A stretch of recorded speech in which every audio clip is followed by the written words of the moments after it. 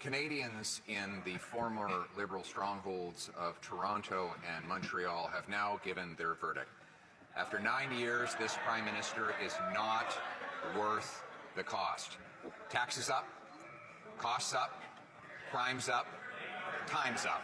Mr. Speaker, isn't it time for Canadians to have a chance to render their verdict right across the country, electing a common-sense Conservative government that will axe the tax, build the homes, fix the budget, and stop the crime?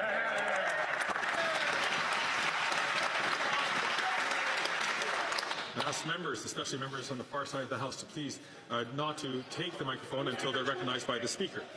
The Honourable Deputy Prime Minister and Minister of Finance. Mr. Speaker, I am so glad to have the chance to talk about the economy. That is because today we had good news for Canadians. Inflation is back down to where it was before COVID hit.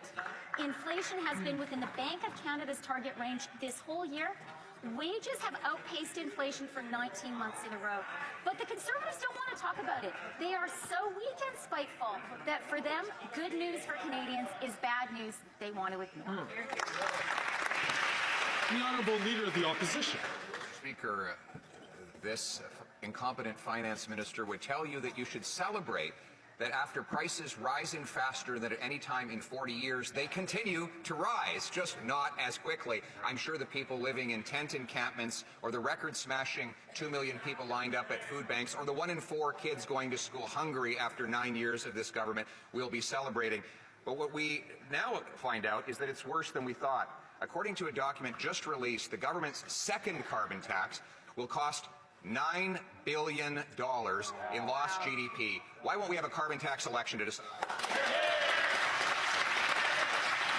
The Deputy Prime Minister and Minister of Finance. Mr. Speaker, I think we all know why the Conservatives are so panicked about it. It's because they can see that the economic news is good. They can see that we are now back to exactly where we were before COVID hit. They can see the Bank of Canada has lowered interest rates 3 times in a row, and wages have been ahead of inflation for 19 months. That's good news for Canadians. It's bad news for Conservatives.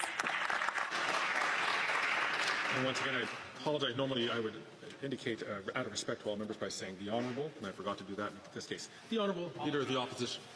The bad news is we now have 1,800 homeless encampments in Ontario, 35 in Halifax alone, 2 million Canadians lined up at food banks after 9 years of NDP Liberal government. And now that we learn that on top of the $25 billion annual hit of the first carbon tax to our GDP, the second carbon tax will subtract another $9 billion a year. Over $35 billion in lost GDP. That's almost $2,000 per family. Why won't this costly NDP Liberal government allow Canadians to vote on the carbon tax? The Honourable Deputy Prime Minister and Minister of Finance. Mr. Speaker, I am so glad to have the chance to talk about housing because there is more good news Canadians should know about. And that is that we have extended to 30 years amortizations for all first-time home buyers. That means more young Canadians can buy that first home and afford that mortgage. We've extended to 30 years amortizations for all new homes.